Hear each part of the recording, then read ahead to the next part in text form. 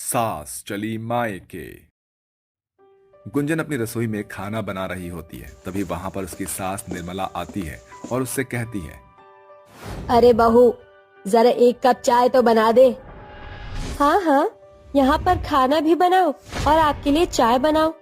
अरे कितनी चाय पीती हो आप? जब देखो चाय चाय चाय, और कोई काम नहीं है क्या आपको? अरे बहू, सारे घर के काम तो मैं ही करती हूँ।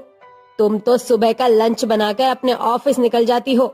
तुम्हारे जाने के बाद घर में जितने भी काम होते हैं वो सब मुझे ही देखने होते हैं।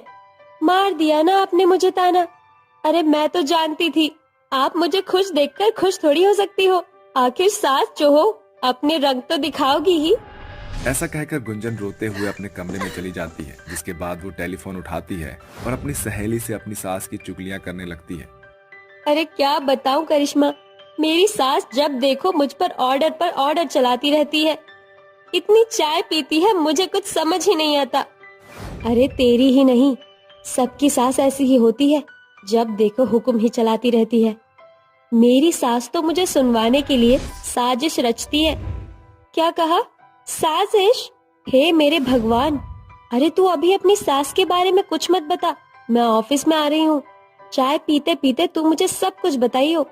गुंजन ऐसा कहकर फोन रख देती है, जिसके बाद वो तैयार होने के लिए चली जाती है।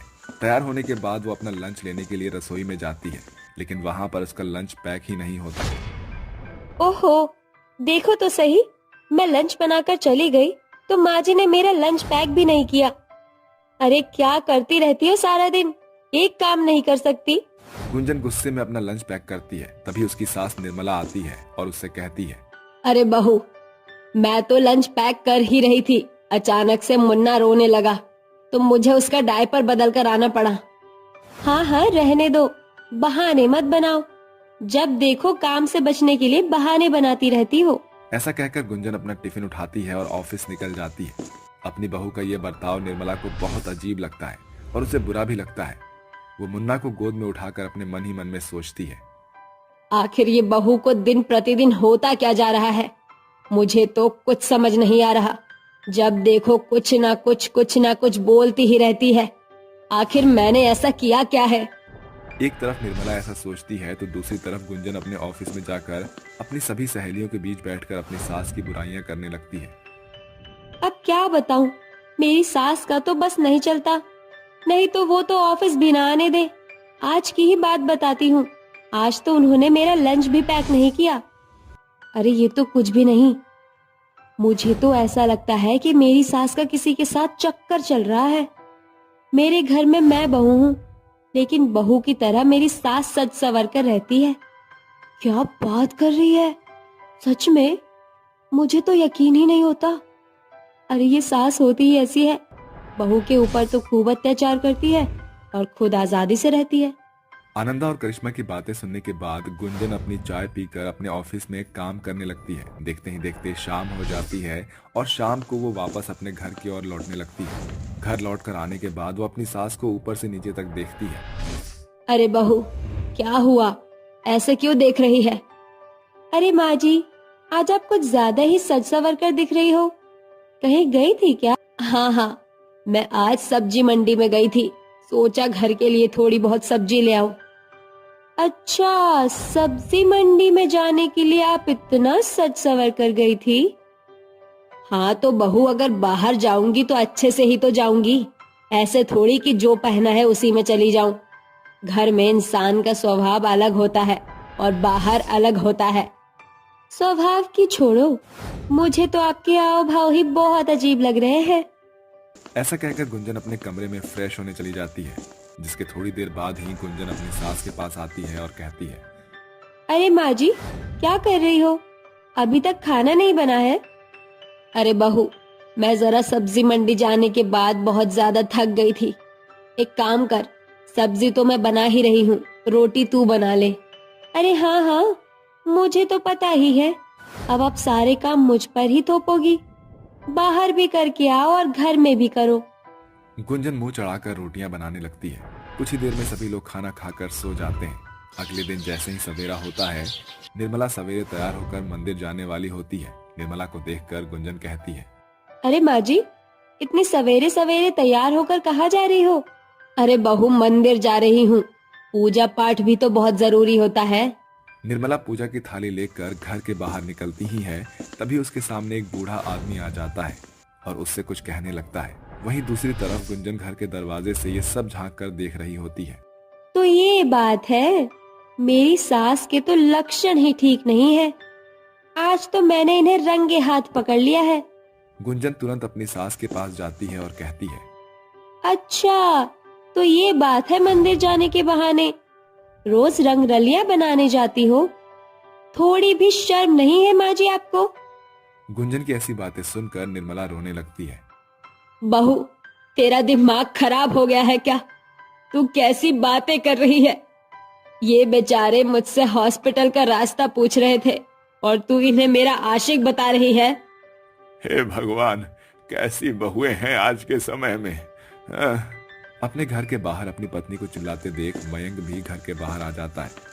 और ये सब क्या चल रहा है गुंजन? ये सब तुम क्या कह रही हो, और वो भी मेरी माँ के लिए? सही तो कह रही हूँ। जब तुम्हारी माँ पकड़ी गई तो उन्होंने बात ही पलट दी। बहुत हुआ बहू, मैं अब तेरे साथ और नहीं रह सकती। मैं ये घर छोड़कर अपने मायके जा रही हूँ। रोज रोज की ये लड़ाइयाँ, मैं तेरे साथ नहीं रह सकती।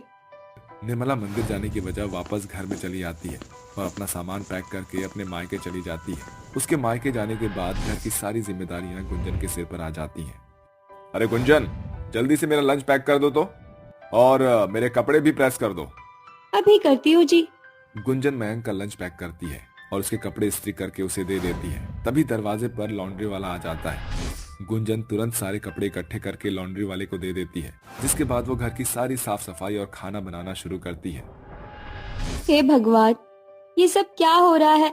घर के अंदर इतने सारे काम होते हैं, मुझे तो पता ही नहीं था। ऑफिस जाने के बाद तो लगता था जैसे घर में कुछ काम ही नहीं होता। गुंजन एक एक करके सारे काम तो कर लेती है, लेकिन उसके ऑफिस जाने का सारा टाइम निकल जाता है। ओहो, घर के काम करने के चक्कर में मैं तो ऑफिस का टाइम ही भूल गई। गुंजन फटाफट तैयार होकर ऑफिस निकल जाती है। लेट होने की वजह से उसका बॉस उसे बहुत डांटता है, जिसके बाद वो शाम को जब वापस घर लौटती है तो उसे घर में आकर खाना बनाना पड़ता है। अरे ये क्या, तेल तो खत्म हो गया है। अब मुझे तेल लेकर आना होगा। गुंजन मार्केट में जाकर तेल लेकर आती है, जिसके बाद वो खाना बनाती है और बाकी के काम भी कर लेती है। इन सभी में वो बहुत ज्यादा थक जाती है और अपनी सास को याद करने लगती है। ये सब मेरी ही गलती है। मैंने बेवजह ही अपनी सास के ऊपर शक किया और उन्हें बहुत भला बुरा कहा। माँ जी घर के अंदर कितने सारे काम करती थी और मुझे सपोर्ट भी करती है, और मैंने ही उनके साथ इस तरह बर्ताव किया। मुझे अपनी गलती का पछतावा है। गुंजन रोते हुए अपने पति मयंक के पास जाती है और उससे कहती है, अजी मुझे माफ कर दीजिए। मैंने जो माँ जी के साथ किया वो बहुत बुरा था। मुझे अपनी गलती का पछतावा है। चलो माँ जी को लेकर आते हैं। गुंजन मयंक के साथ जाकर अपनी सास को मना कर लेकर आ जाती है, जिसके बाद वो अपनी सास के साथ खुशी खुशी रहने लगती है। शोभेपुर गांव में 5 गरीब बहुएं अपनी सास पद्मिनी के साथ रहती थीं। उनके ब्याह के 1 बरस भीतर ही पद्मिनी के 5 बेटे एक बड़ी दुर्घटना में अपनी जान से हाथ धो बैठे। ऐसे में उनके घर की माली हालत बेहद दुर्बल हो गई। फिर एक दिन, जब से हम 5 के पतियों का स्वर्गवास हुआ है, हम सभी ओछेपन में जी रहे हैं। इस दुख के पड़ाव में सगे संबंधियों ने भी अपना पल्ला झाड़ लिया है। अब हमें ही कुछ करना होगा। हमें कुछ तो करना पड़ेगा। कब तक ऐसे हाथ पर हाथ धरे बैठे रहेंगे? क्यों ना हमें गाय खरीद ली, उसका दूध बेचकर हमें इतना दाम तो मिल जाएगा कि घर का चूल्हा उदास ना पड़े। हम लाचार बहुओं के पास एक दाना खरीदने को खोटा सिक्का तक नहीं, तो गाय कहाँ से खरीदेंगे? एक उपाय है, पति के बिना मंगलसूत्र का क्या मोल। हम 5 अपना मंगलसूत्र बेचकर एक गाय खरीद लेते हैं। 5 बहू इस बात से सहमत होकर अपने गहने बेचकर एक दुधारू गाय खरीदकर उपले और दूध का व्यापार शुरू कर देती हैं। जो कि तुम एकदम दूध की तरह सफेद हो, इसलिए आज से हम 5 बहुएं तुम्हें गौरी कहकर पुकारेंगी। गौरी नाम देते हुए रेवा गाय के सींग को हिलाने लगती है। तभी उनकी सास पद्मिनी समझते बूझते हुए कहती है, अरे बहू, तुमने इसे खरीद तो लिया, मगर पालना पोसना कोई खिलवाड़ काम नहीं। इसकी सेवा बाड़ी एक जन के बस की बात नहीं, मगर जिम्मेदारियों के बंटवारे से बात बन सकती है। क्या मतलब माँ जी? मतलब ये कि कोई इसे चराने खेत खलिहान ले जाए तो कोई इसका गौशाला साफ कर दे, कोई उपले बनाए तो कोई 2 जन दूध दूहने की जिम्मेवारी संभाले। जी माँ जी। 5 बहुएं आपसी सम्मति से गाय की सेवा बाड़ी किया करती। उनके हाथों के बेहतर रत्न को देखकर गौरी भी बदले में उन्हें खूब सारा दूध दिया करती। द्वार पर खड़ी ललिता कहती है, सांझ की बेला बीतने को चली है, जाने ये रेवा और रचना गौरी को लेकर कहाँ रह गई? दूध दूहने का समय हो गया है, गांव-गढ़ के लोग भी आते होंगे।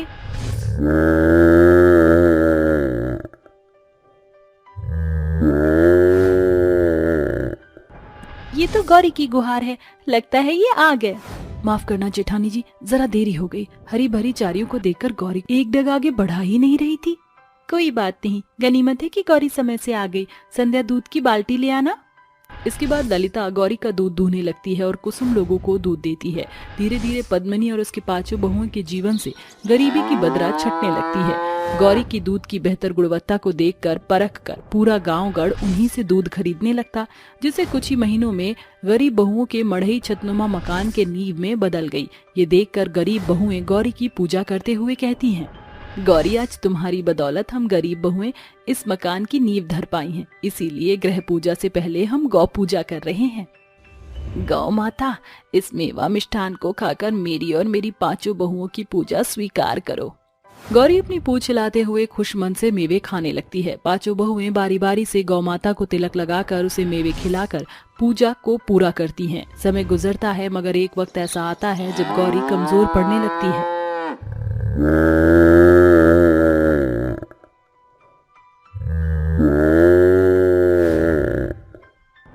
जेठानी जी, जाने क्यों कुछ दिनों से गौरी पहले की तरह चारा नहीं खा रही है। हरी भरी चराई के बावजूद भी खेत में जाते ही थसकरी मारकर बैठ जाती है और ऐसे ही रेंकने लगती है।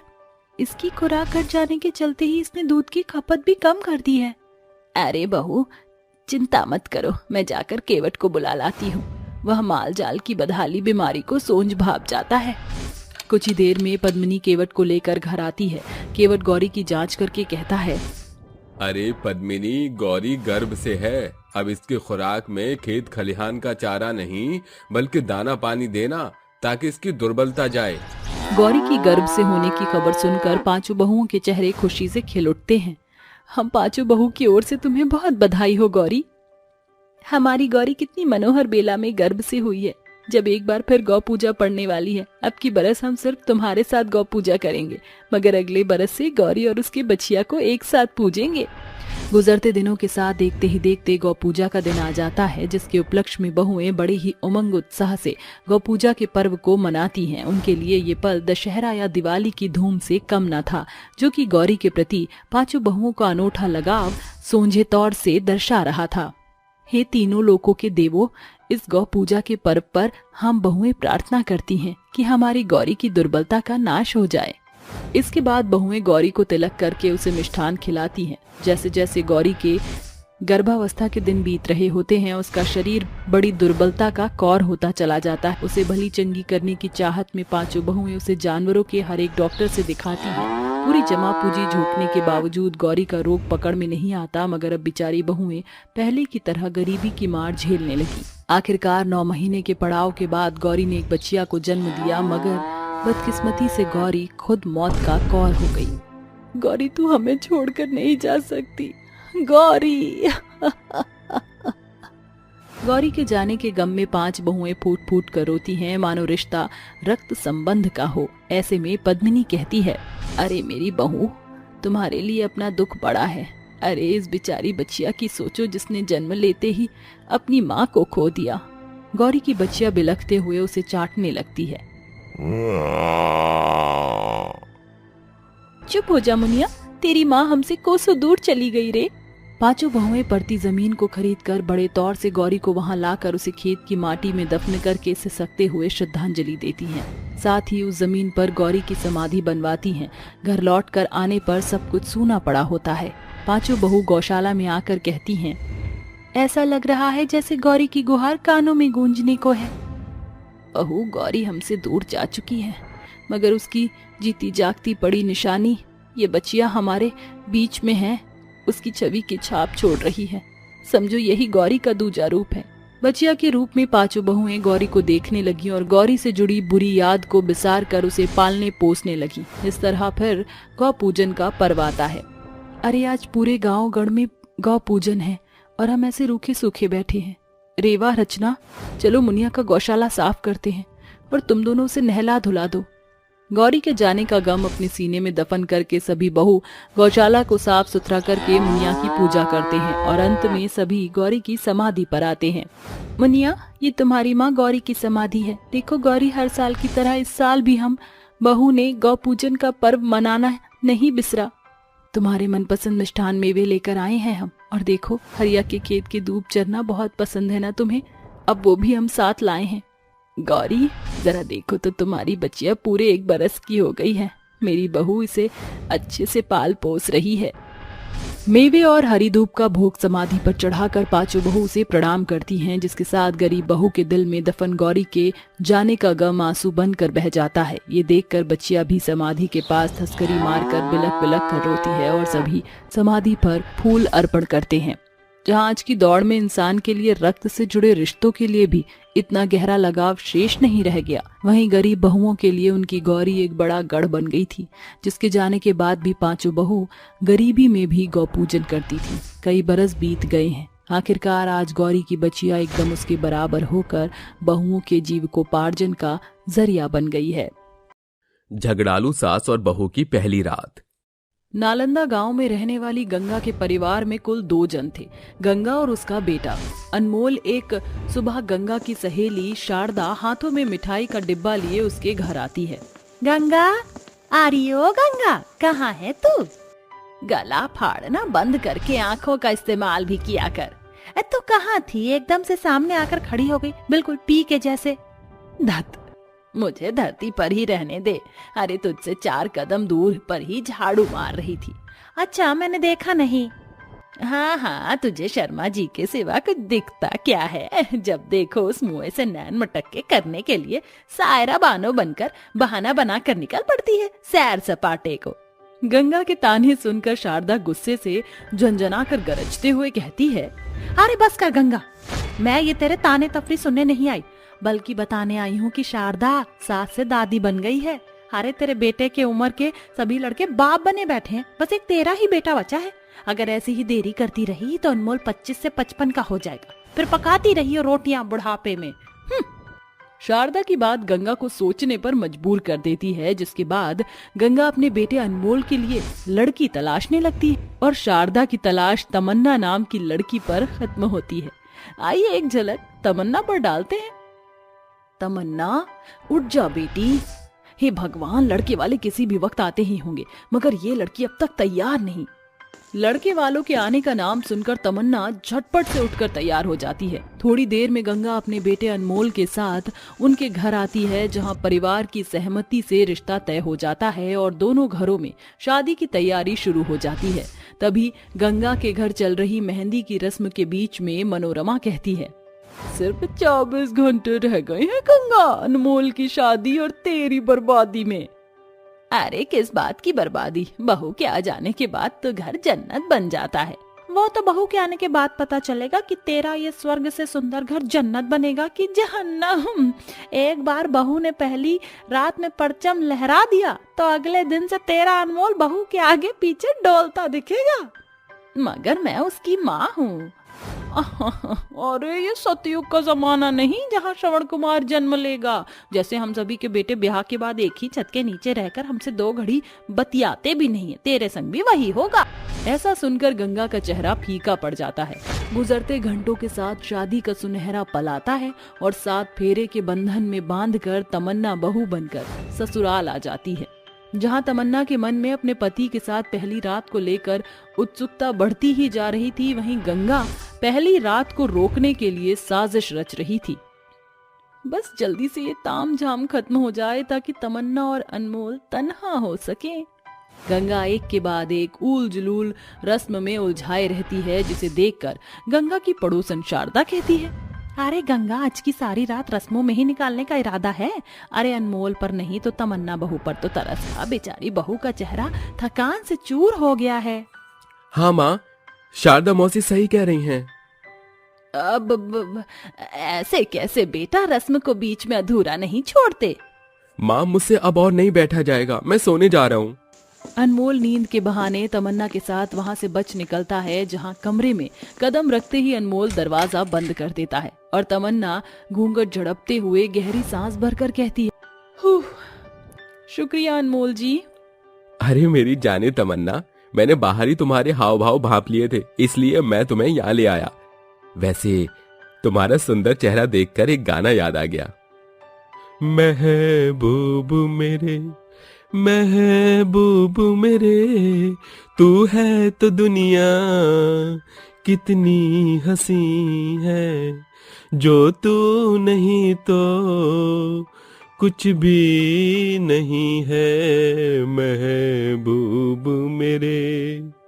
अनमोल को ऐसे गुनगुनाता देखकर तमन्ना फीका सा मुंह बनाकर बोलती है, अनमोल तुम इतने अनरोमांटिक कैसे हो सकते हो?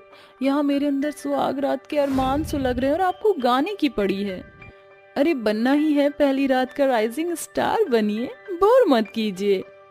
अरे मेरी जाने तमन्ना, नाराज क्यों होती हो? इतना कहकर अनमोल उसके करीब आता है, तभी गंगा जोर जोर से दरवाजा पीटती है। अब इतनी रात को कौन है जो शादी की पहली रात हम पति पत्नी के बीच पनौती बनने चला आया? मैं देखता हूँ। जैसे ही अनमोल दरवाजा खोलता है तो गंगा बिना पूछे अंदर घुस जाती। माँ, आप इतनी रात को यहाँ? अब बेटा, वो पंडित जी का फोन आया था, आज काल रात्रि है इसलिए बहू तेरे साथ नहीं रह सकती। चल बहू, हम सास बहू साथ सोएंगे। बहू बेचारी करती भी क्या, सिवाय सास के साथ सोने के रात ढलने के साथ सुबह हो जाती है। बेचारी बहू सारा दिन कामों में उलझी होती है। तभी सूरज ढल जाता है और बहू बोलती है, सारा काम खत्म हो गया, माँ जी को खाना खिला देती हूँ। माँ जी खाना लगा दूं? हाँ लगा दे बहू। खाना खाकर गंगा अपने कमरे में चली जाती है और तमन्ना रसोई समेट ही रही होती है कि अनमोल दबे पांव रसोई में आकर खुशनुमा अंदाज में कहता है, माँ सो गई? हाँ शायद। चले फिर कल का अधूरा काम पूरा करने। अगले ही पल अनमोल और तमन्ना कमरे में आकर एक दूसरे के करीब आते हैं। तभी गंगा दौड़ते हुए दरवाजा खटखटाती है। अनमोल बेटा, तमन्ना बहू, दरवाजा खोल। ये माँ हर बार हमारी सुहागरात के आड़े क्यों आ रही हैं? सारे सुलगे अरमान ठंडे पड़ गए। तमन्ना जल्दी से दरवाजा खोलती है। तभी गंगा नकली आंसू की नदियां बहते हुए बहू के गले पड़ जाती है। बहू, न जाने आज मुझे अनमोल के बाबूजी की बड़ी याद आ रही है, क्या मैं यहाँ ठहर जाऊं? जी जी जी जी जी, जी क्यों नहीं माँ जी, ये भी कोई पूछने वाली बात है।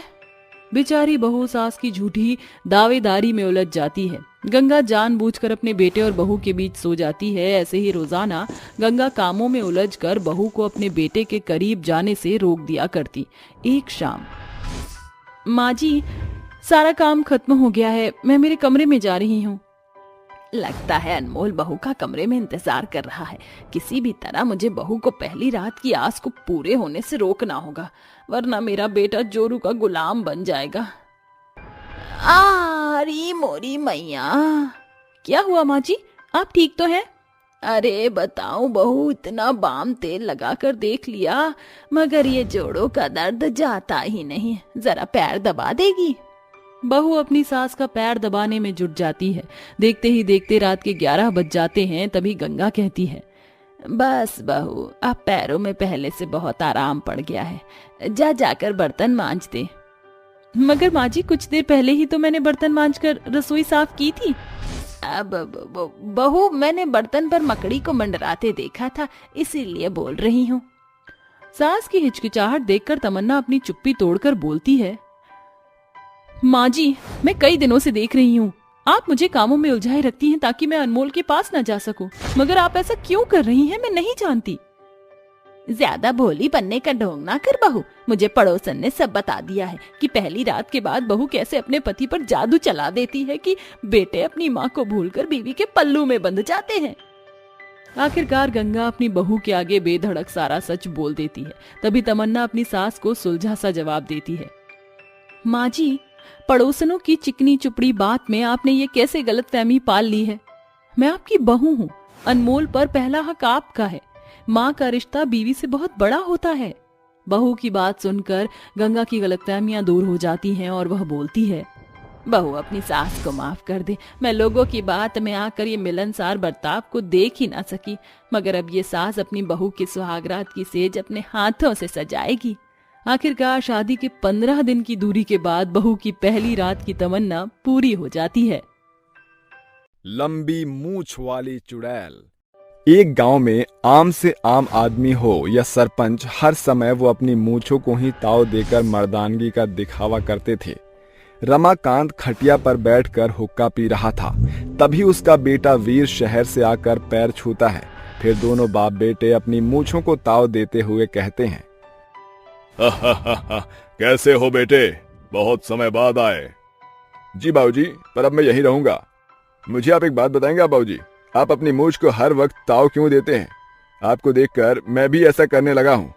शहर में सब लोग मुझे बोलते हैं शेव करवा लूं, लेकिन मैं फिर भी मूछें नहीं हटाता था। बेटा, इन मूछों से हमारा रौब जमता है, यह हमारी शान मर्दानगी का सबूत है। इसे कभी हटाना नहीं, वरना तुम्हारी बोली में वो क्या बोलते हैं, मीठे लगोगे। हाँ बाबूजी, सही कहा आपने। दोनों हंसकर बात कर ही रहे थे कि पेड़ के पीछे से बेहद डरावनी, बड़े नाखून वाली लाल आंखें, लंबी लंबी मूछें लिए चुड़ैल कहती है, बाप बेटे दोनों को मिलकर जितना हंसना है हंस लो। एक एक करके इस गांव के हर एक आदमी की मैं हंसी छीन लूंगी। आ रही हूँ मैं। रात को जाने पर लंबी मूछों वाली चुड़ैल फिर से आती है और रात में सोते हुए रमाकांत पर चुड़ैल बाल्टी भर के पानी डालती है, जिससे वो चिल्लाकर एकदम से उठ जाता है और कहता है, कौन है? कौन है यहाँ? अरे किसने मेरे ऊपर पानी डाला? ये तेरी मौत आई है रमाकांत, चिंता मत कर, तेरा घमंड तोड़ दूंगी। सिर्फ तेरी मूंछों को तुझसे हमेशा के लिए छीन लूंगी।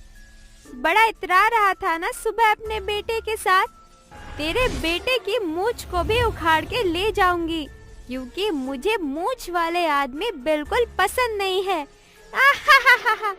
नहीं नहीं, ऐसा मत करो, हमने तुम्हारा भला क्या बिगाड़ा है?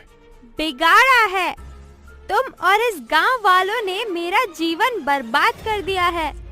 ये बोलते ही चुड़ैल अपने दोनों हाथ से उसकी मूंछों को उखाड़ देती है, जिससे रमाकांत को बहुत दर्द होता है और वो बिना मूंछों का बन जाता है। अरे राम रे राम, अरे मैं मर गया रे, मुझे बचा लो।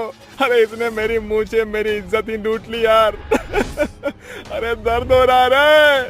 अरे अब तो मैं किसी को शक्ल दिखाने के लायक भी नहीं रहा। जा रमाकांत, अपनी शक्ल जाकर आईने में देख, तेरे जीवन भर का घमंड चकनाचूर हो गया है।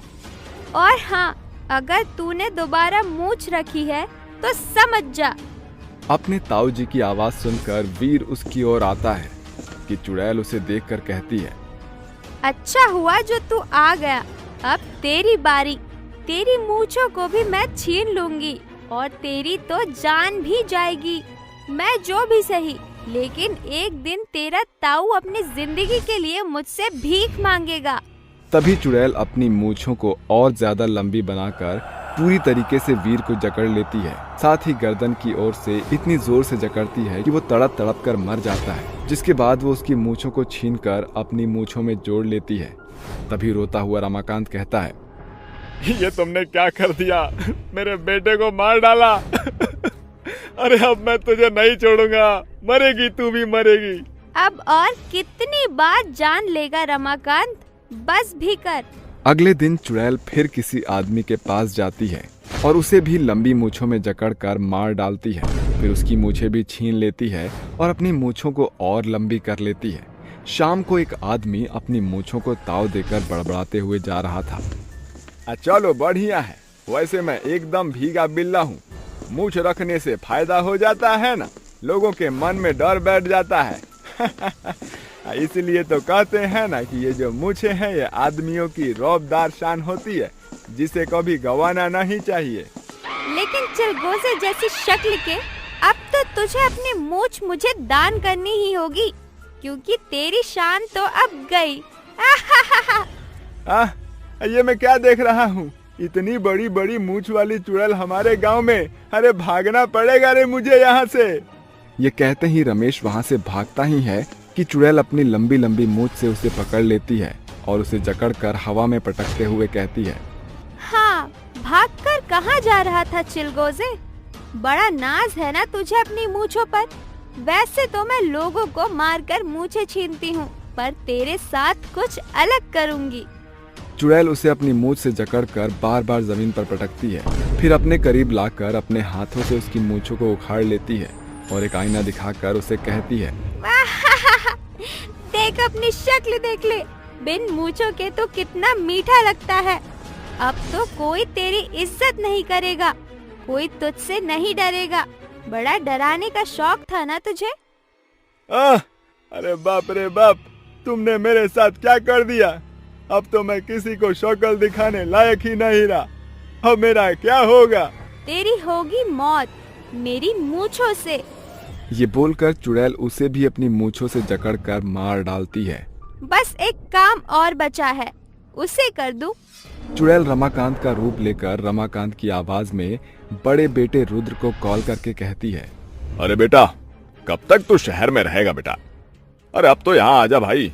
अरे मुझे तेरी याद बहुत आ रही है भाई। वीर भी मेरे पास आ गया है, तू भी जल्दी आजा, आजा। ठीक है बाबूजी, आप इतना कहते हो तो मैं आता हूँ।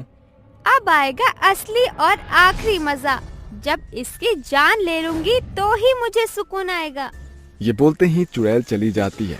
गांव में जाकर सबको परेशान करती है। इतने में रामपाल नाम का एक आदमी कहता है, ये क्या दहशत मचा रखा है? तूने मूंछों वाली चुड़ैल, आखिर तुम हमारे गांव के मर्दों का मूंछ ये छीन कर क्या कर रही हो?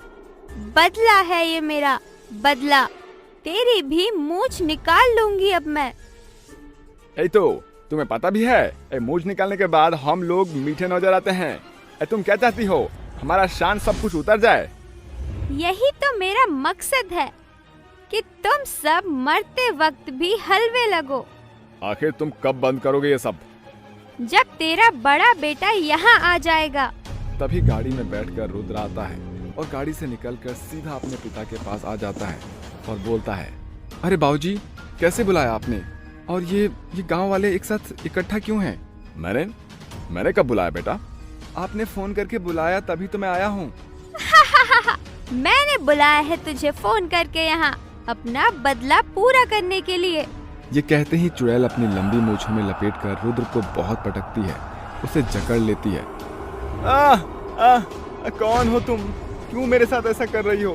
बाबूजी, ये सब क्या हो रहा है? बेटा पता नहीं, पर अपने गांव में सबको परेशान करके रखा हुआ है इसने। मार डालती है ये सबको जिनके पास भी मूंछ है। तुम बाप बेटों को कुछ याद नहीं है? मैं याद दिलाती हूँ। याद है 1 साल पहले तेरा रुद्र बेटा इस गांव में आया था, तब भी इसकी बड़ी बड़ी लंबी मूछें थी।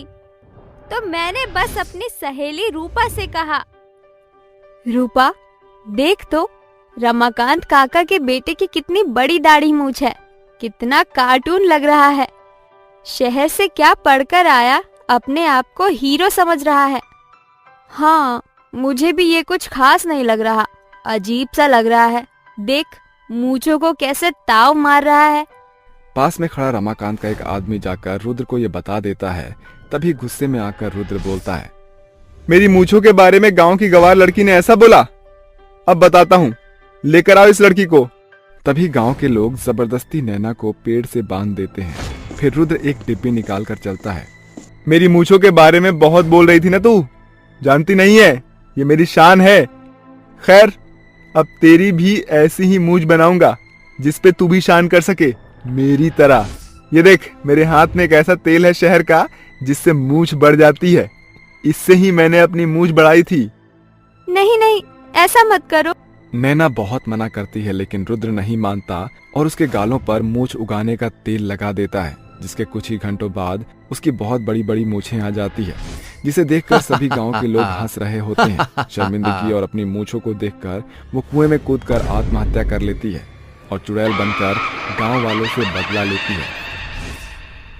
अब समझा मैंने ऐसा क्यों किया? अब मरने के लिए तैयार हो। नैना, ऐसा मत करो, छोड़ दो मेरे बच्चे को, बदले में मेरी जान ले लो तुम। लेकिन नैना छोड़ दो मेरे बच्चे को। कहा था मैंने कि एक दिन तुझे मैं ये बोलने पर मजबूर कर दूंगी, और देख वो दिन आ गया। छोड़ दो मुझे, माफ कर दो। नहीं। ये कहकर चुड़ैल जान ले लेती है, जिसके बाद गांव वालों को अपनी गलती का एहसास होता है। साथ ही रमाकांत भी उससे माफी मांगता है और अपना बदला पूरा करने के बाद चुड़ैल वहां से हमेशा के लिए चली जाती है।